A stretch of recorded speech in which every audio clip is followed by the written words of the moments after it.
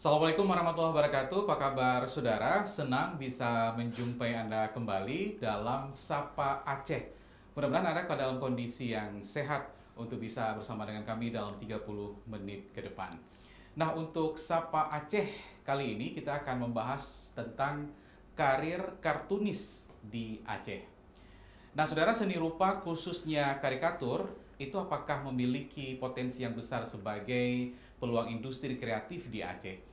Nah, karikatur ini dapat menjadi media yang efektif tentu saja dalam menyampaikan pesan-pesan penting itu kepada masyarakat.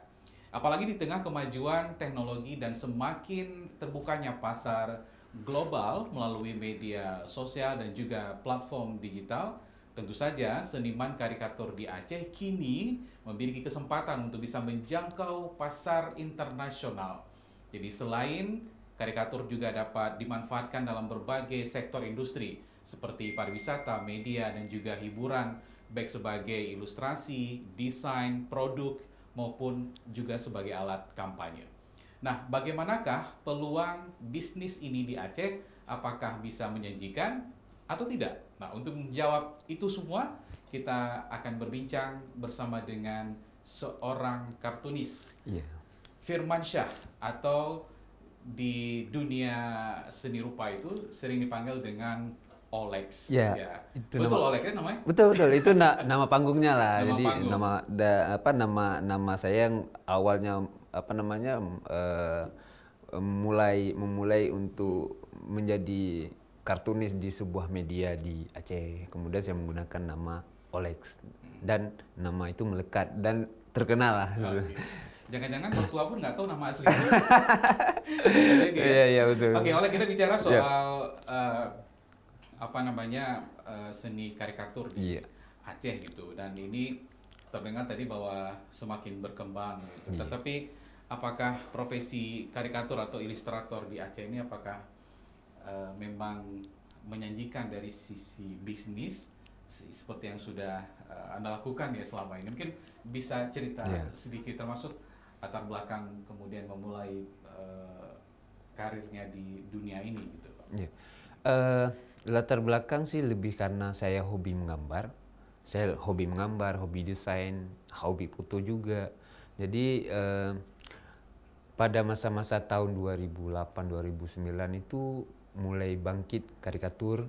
Jadi nasional juga karikaturnya sudah mulai meningkat. Jadi juga pada masa itu juga orang-orang mengenal karikatur untuk berbagai keperluan lah, baik sebagai di media ataupun di uh, sebagai wedding kartun dan sebagainya. Jadi saya lihat ini mulai melihat peluang ada bisnis di sini. Jadi saya coba untuk menjadi kartunis pada masa itu.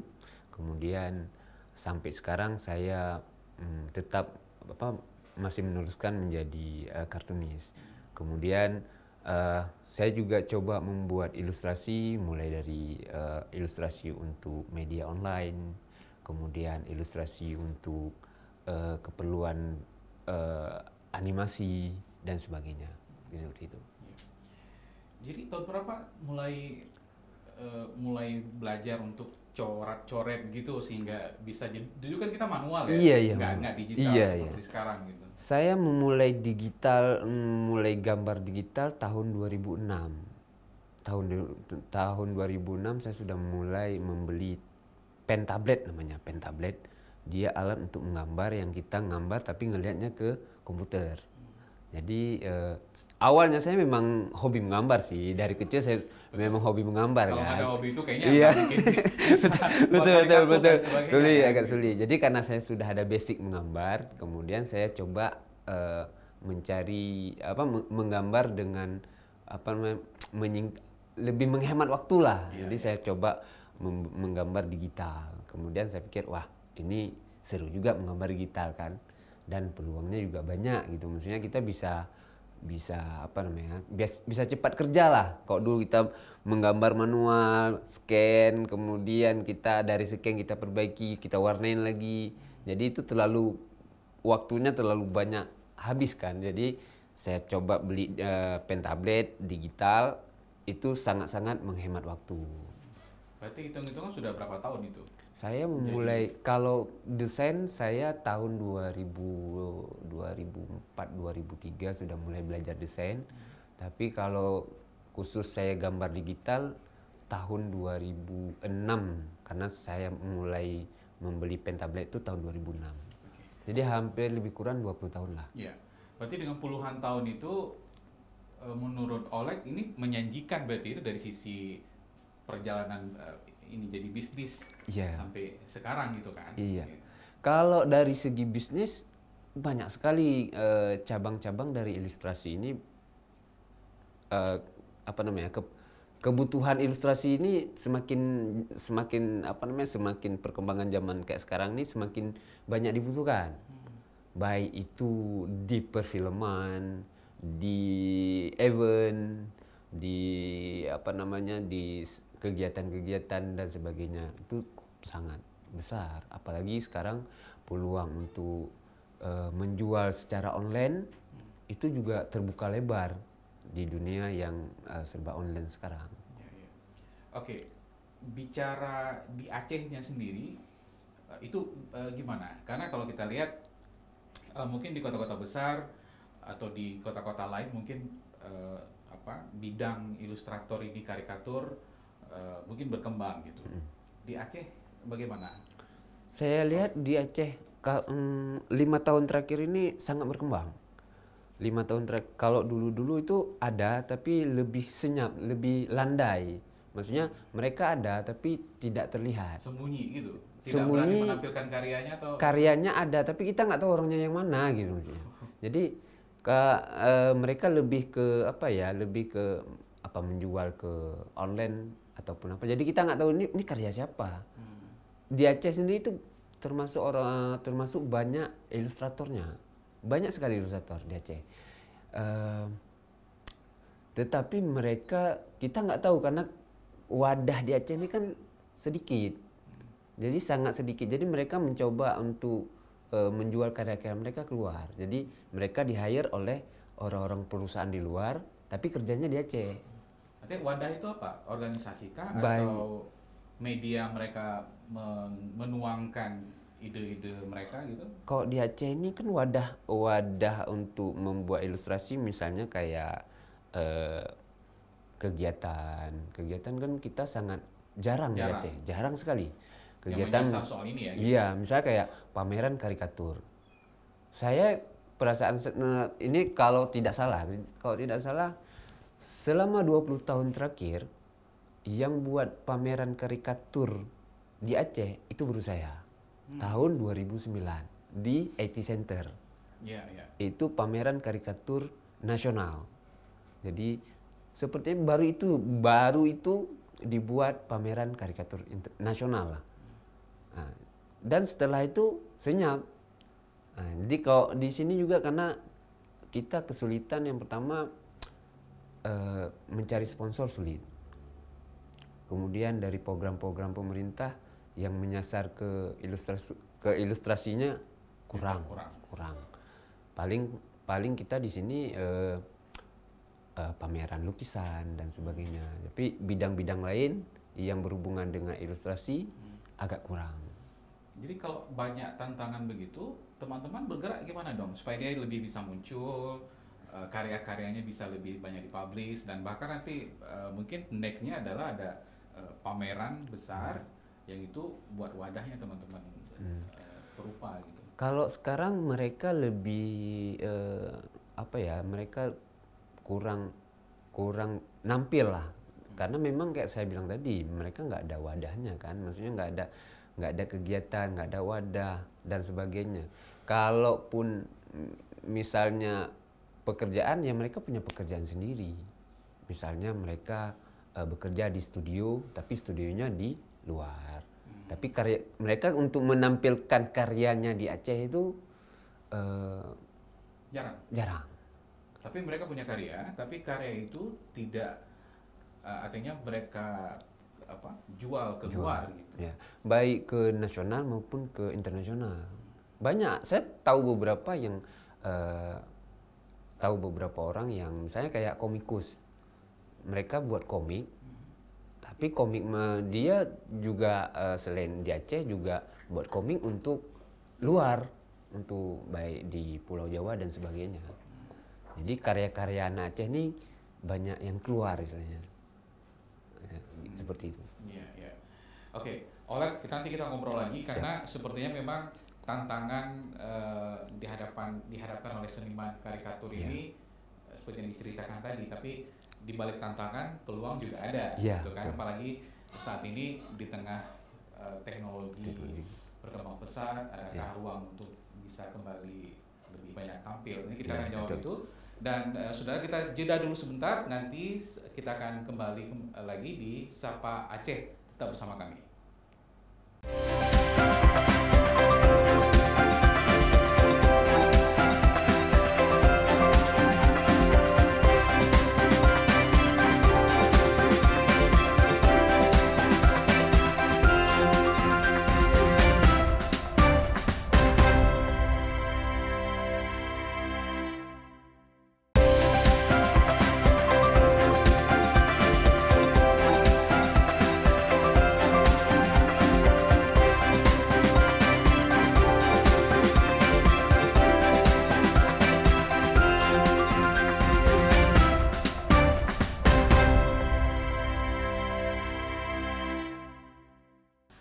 Sapa Aceh, karir kartunis di Aceh. Kita kembali bersama dengan Oleg. Oleg, tadi tantangan yang juga dihadapi, kalau dulu kan ya kita coret-coret ya secara manual, sekarang berkembang secara digital, dan Oleg pun nggak gambar lagi manual, tapi sudah pakai digital untuk membuat karya gitu. Tapi tantangan di tengah ini sebenarnya tantangan atau peluang sebetulnya dengan perkembangan digitalisasi sekarang ya, buat teman-teman yang jadi karikatur, kartunis, atau mungkin perupa yang lain, itu ada hambatan kah? Atau memang ini memang peluang besar gitu untuk tambah berkembang?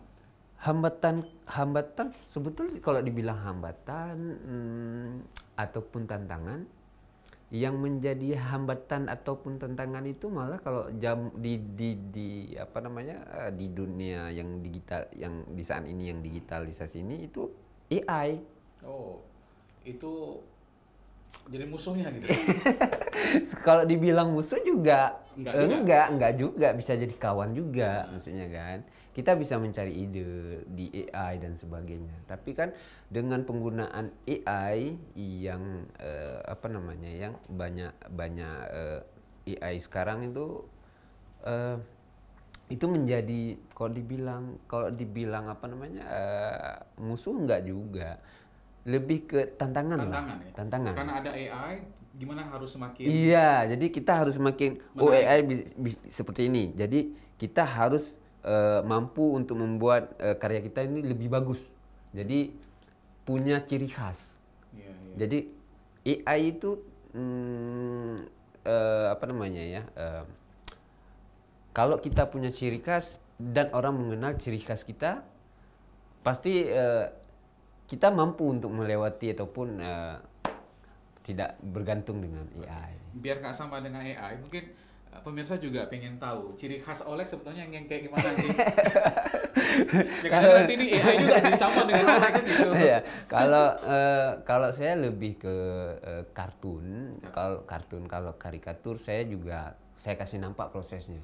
AI itu dia nggak dikasih nampak prosesnya. Ya, tiba-tiba udah jedak jadi gitu kan. Kalau saya lebih ini misalnya ada yang pesan apa namanya karikatur sama saya kasih nampak prosesnya.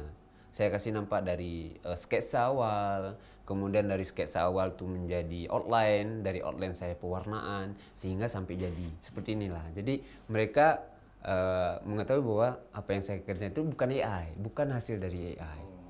Jadi itu yang menjadi. Jadi kalau dulu saya nggak buat kayak itu karena nggak ada AI. Jadi kalau sekarang kan saya harus buat itu. Jadi bahwa konsumen tuh tahu bahwa ini AI atau bukan. Karena kalau konsumen yang awam itu kurang tahu di mana letak ini AI atau bukan, hasil AI atau bukan. Tapi kalau kami yang sudah berkutat di dunia desain dan karikatur ataupun gambar, kita tahu AI itu hasil AI ataupun bukan.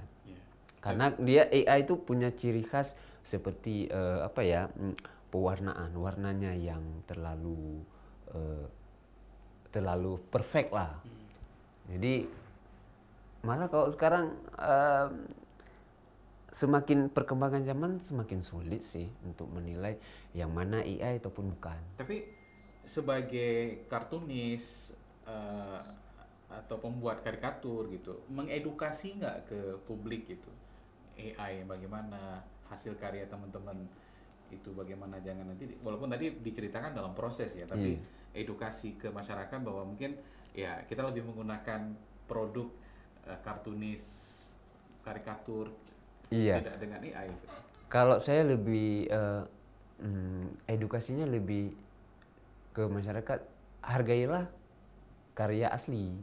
Maksudnya iya, AI itu nggak lama buatnya, hanya sekitar nggak nyampe semenit selesai ataupun setengah menit jadi kan. Tapi yang kamu hargai adalah prosesnya dihargai, itu yang nggak dimiliki oleh AI. Jadi kalau kamu mau menghargai sebuah karya, maka hargailah prosesnya. Oke. Dan bagaimana dengan publik Aceh sendiri melihat atau masyarakat itu menghargai seni rupa, baik itu kartun, karikatur, ya produk dari teman-teman lokal di Aceh gitu, Oleh? Kalau di Aceh sendiri masih belum banyak penggunaan AI karena juga penggunaannya masih jarang dipakai, masih aman. Jadi ada misalnya kayak pemerintahan juga nggak terlalu menggunakan AI kan. Jadi mereka kadang-kadang meng-hire seniman juga. Kalau di Aceh saya kira masih peluang untuk kita tampil itu masih besar. Jadi nggak mesti di Aceh sendiri kita bisa menjual sebagai, kalau sekarang banyak anak-anak Aceh itu malah menjadi desainer ataupun elemen desain di Canva misalnya seperti itu. Jadi banyaklah peluang gambar dan karikatur ini besar sekali.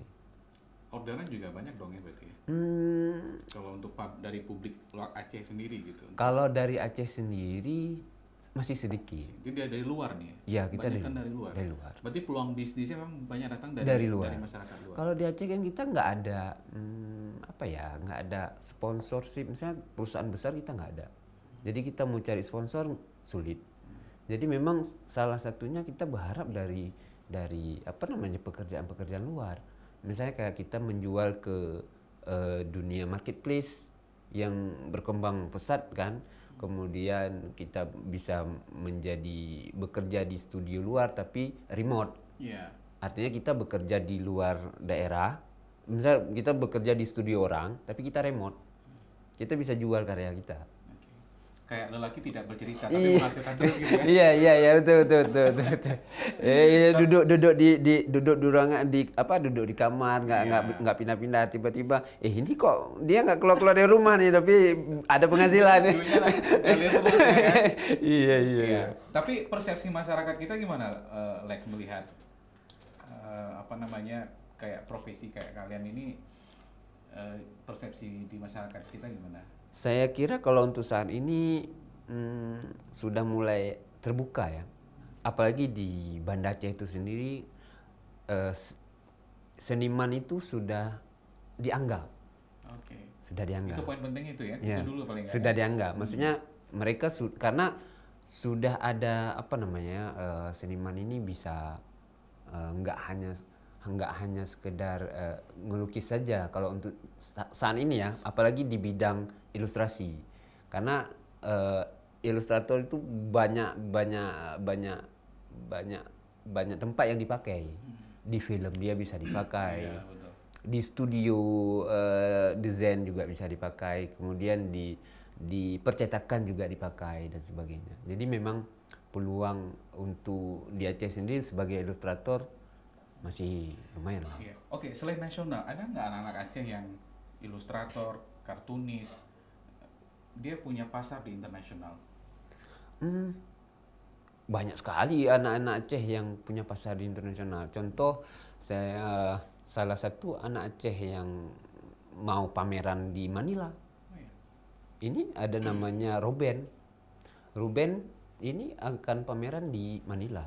Dia melukis ilustrasi tentang eh, masa kecilnya lah, kebahagiaan masa kecilnya yang dilukiskan ke dalam sebuah kanvas, tapi dengan bentuk ilustrasi gambar eh, apa namanya retro. Iya, iya. Kalau dipakai di industri-industri kreatif lain misalnya, nggak misalkan di ya cerita-cerita kan, misalnya ada industri perfilman di Hollywood, tapi juga pakai eh, apa namanya profesi ilustrator dari Indonesia misalnya, atau eh, apa peluang-peluang lain lah di bidang-bidang industri kreatif lain dari Aceh, seperti yang di Manila, apa yang pameran di Manila tadi. Kalau iya anak Aceh mungkin anak Aceh nih banyak yang berhasil keluar dari Aceh. Harus keluar dari Aceh dulu, Iya, karena kan peluang besar kan nggak di Aceh. nggak ada di sana ya. Iya, kebanyakan peluang besarnya kan di Jakarta. Banyak kawan-kawan ilustrator di luar di Jakarta dari Aceh yang berkembang. Contoh lagi ada namanya Arnis. Dia berkembang di Jakarta. Dia ilustrator juga, dan saya kira dia termasuk salah satu ilustrator anak muda yang berhasil di Jakarta. Ada beberapa yang saya tahu lah, seperti Arnis, Dian Saputra, dan beberapa orang lagi lah. Iya, iya. Artinya pasar baru tetap akan terbuka ya dari Iya. pasar lokal gitu ya. Iya. Seperti tadi ada yang nasional, internasional. Iya, betul. Terus ada luar biasa. Kalau Alex sendiri sudah go internasional? Saya menjual di marketplace. Jadi sudah pasti marketplace. Jadi saya buat gambar ilustrasi, kemudian saya jual ke marketplace internasional. Kemudian ada juga yang saya kan sebagai ilustrator elemen untuk Canva juga. Oh, Jadi saya buat gambar elemen yang kemudian saya jual di Canva. siap. Ya, yang saya taruh di Itu Canva. aplikasi untuk ini ya. Ya, untuk aplikasi untuk desain desain ya. ya. Oke, baik. Tahan dulu Olek, nanti kita akan lanjut lagi. Saudara, karena tadi teman-teman ini kan sudah berjuang, mereka membawa nama Aceh hingga ke nasional dan internasional. Tetapi bagaimana kolaborasi mereka ini dapat perhatian serius nggak misalnya dari masyarakat atau pemerintah, sehingga karir mereka atau profesi seperti mereka ini tetap akan apa menjadi peluang bisnis di industri kreatif. Nanti kita akan ngobrol lagi di segmen ketiga nanti. Tetap bersama kami di Sapa Aceh.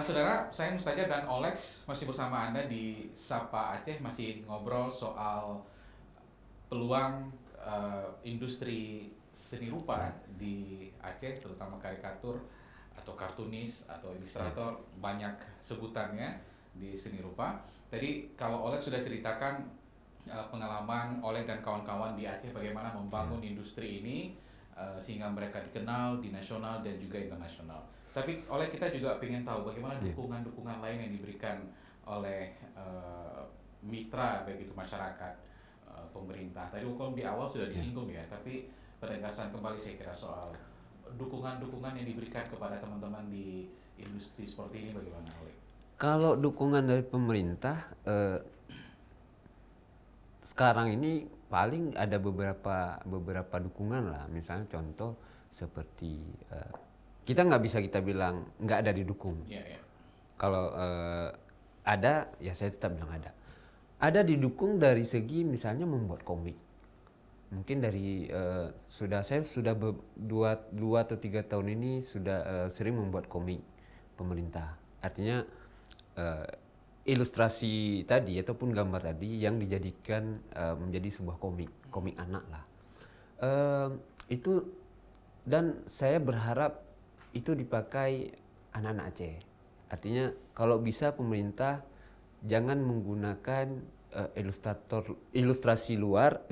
luar untuk menggambar buku-buku komik dari Aceh. Dari Aceh. Tapi harus tetap diberikan kepada. Iya, kalau bisa. Jadi anak Aceh juga mampu loh, mampu untuk membuat komik dan sebagainya. Kalau dari segi rupa yang lain, saya juga nggak tahu ya, karena kalau bidang saya, kalau yang dari segi pemerintahnya sih ada. Tapi kalau yang lagi dari yang lain, misalnya kayak lukis, saya lihat masih kurang. Jadi misalnya kawan-kawan paling kita bisa ngitung berapa banyak pameran lukisan setahun itu kan. Ya, yang anggaran yang memang dianggarkan oleh pemerintah. Terus ruang publik belum banyak ruang publik yang dipakai, yang diajak kawan-kawan seniman rupa untuk terlibat ke dalam misalnya mural dan sebagainya kan, belum banyak kan. Oke, tadi tapi dukungan seperti apa nanti yang akan diharapkan terus ya, baik dari pemerintah atau mungkin dari instansi atau masyarakat atau mitra-mitra lain gitu? Saya kira kita butuh kolaborasi lah antara pemerintah dengan seniman, baik dalam berbagai bidang, baik itu misalnya mural, film, buku, komik, ataupun yang lainnya. Jadi usahakan libatkanlah seniman-seniman rupa daerah lah, seniman rupa Aceh lah. Sehingga misalnya pemerintah itu juga peduli terhadap seniman-seniman rupa. Yang kalau sekarang seniman rupa kita belum ada, misalnya kayak pasar seni kita nggak ada. Kita nggak ada pasar seni. Kalau di luar kan ada pasar seni. Di Aceh kan nggak ada pasar seni. Pasar seni ini wadah kita untuk bisa menampilkan. Iya, kita bisa kita menampilkan karya, kita bisa menjual. Kalau galeri-galeri di Aceh sendiri, saya kira galeri-galeri pribadi yang hidup. Galeri-galeri yang lain kan agak sulit kan, dan jarang kita misalnya kayak sebulan sekali ada pameran lukisan, kayak nggak ada. Paling punya galeri juga. Saya punya galeri di rumah, cuman galeri kecil lah. Jadi saya selain ada galeri juga mungkin saya ada toko juga, jadi peluang saya ke sana bisnisnya kan. Belok sini. Tapi galerinya bisa dikunjungi. Iya, kalau saya lebih bukan ke galeri sih, lebih ke studio. Karena kan saya ilustrator, jadi lebih ke studio desain dan gambar. Nah, jadi kalau saya, karena kan saya lebihnya ke ilustrasi digital. Jadi banyakan misalnya saya buat komik, saya buat karikatur, kartun. Jadi nggak saya pajang. Biasanya kalau galeri itu kan pajang misalnya kan, orang bisa ngeliat pajang kan. Saya lebih ke studio sih. Studio saya di rumah ada, saya buat satu ruangan studio yang bisa dikunjungi orang. Saya buat di situ, kemudian karya-karya saya ada di sana. Tapi saya menyebutnya studio, bukan galeri. Kemungkinan saya akan juga nanti kalau misalnya karya-karya saya punya karya-karya lukis dan sebagainya, mungkin ya studio galeri lah. Tapi dalam proses itu kan masyarakat bisa melihat ya, walaupun iya. Tadi ditampilkan bagaimana ketika mendesain, kemudian mewarnai dan sebagainya. Sering juga ditampilkan dalam live di platform. Saya kalau dulu malah saya membuat pelatihan gratis untuk anak-anak ataupun yang kawan-kawan yang mau belajar ke saya. Jadi kemarin setiap bulan puasa saya sudah 2 kali bulan puasa saya membuat pelatihan gratis buat kawan-kawan, baik anak-anak ataupun kawan-kawan yang mau belajar ke saya baik itu desain, baik itu gambar, baik itu belajar dasar gambar. Itu gratis ya? Itu saya gratisin. Jadi Bulan saya puasa ya? ya Bulan belum puasa puas. ini mau lagi? Saya belum tahu lagi Oh, karena belum tahu. karena posisinya saya juga ada buka toko, jadi saya pikir kalau saya jadi bercabang jadi Oh, kan gitu ya. sulit. Kalau ya rencana anak saya mungkin bisa. Ya. Ya, tapi oleh jadi penegasan saya kira menjadi penting kalau dukungan dari komunitas-komunitas seni ini terhadap karya-karya teman-teman seniman rupa di bidang kartun, karikatur ini di Aceh sudah mulai ada ya. Gitu. Ada. Kita sudah berkembang karena banyaknya komunitas seni rupa di Aceh. Banyak misalnya kayak Kanotbu, Apotik Warna, habis itu ada Koskas, ada Panyot. Kita ini banyak komunitas seni rupa di Aceh. Itu misalnya kayak Koskas, itu seni rupa sketsa, kayak Panyot. Mereka seni rupa komik, manga dan sebagainya. Kayak Kanotbu, mereka punya seni rupa sendiri juga. Kayak Apotik Warna tuh kayak perupa-perupa dan pelukis dan ilustrasi juga di sana. Banyak sekali komunitas seni rupa di Aceh. Ini tinggal pemerintah mengajak kerjasama, mengajak kolaborasi seniman-seniman yang ada di Aceh, agar seniman di Aceh ini bisa kita lihat seperti di luar lah, mereka bisa hidup, mereka punya penghasilan, mereka bisa hidup dari seni lah. Ya seperti itu. Tentu ya, dan itu sudah dijalankan oleh Oleg dan teman-teman sekarang. Artinya profesi ini, bisnis ini menjanjikan untuk masa depan. Terbukti kan oleh sudah 20 tahun kan di dunia ini dan masih eksis sampai sekarang. Berarti pasarnya tetap masih ada. Masih gitu. ada. Ya, artinya kalau yang diinginkan oleh teman-teman di komunitas ini supaya lebih berkembang lagi, apakah harus ada satu wadah khusus bagi teman-teman untuk tetap bisa menjual karya-karyanya kalau di platform media sosial seperti tadi mungkin ada pasar seni lah kita inginkan ada di Aceh gitu. Saya berharap ada pasar seni di Aceh yang menjual berbagai macam produk seni lah. Produk seni kan bukan hanya lukisan. Produk seni itu bisa baju, bisa kaos, bisa batik, bisa kain sarung, bisa macam ragam nih produk seni kan. Produk rupa lah, dari rupa ini banyak sekali nih cabang-cabangnya yang bisa dijual. Nah, apabila ada pasar seni ini kan menjadi sebuah sebuah kemajuan yang luar biasa. Saya kira kan, karena orang-orang juga waduh ini ada pasar seni nih, jadi bisa menjual karya apa saja kan. Ini muncul lagi ide ini untuk teman-teman yang mau ya kira-kira ada peluang untuk ke pasar seni ya. Olex, saya kira terima kasih banyak sudah hadir, sudah berbagi cerita. Ini paling tidak menjadi membuka wacana mata kita kembali bahwa memang seni rupa di Aceh itu masih hidup dan akan terus berkembang. Pasarnya juga semakin ada, perkembangan digital membuka peluang itu menjadi sangat besar ya.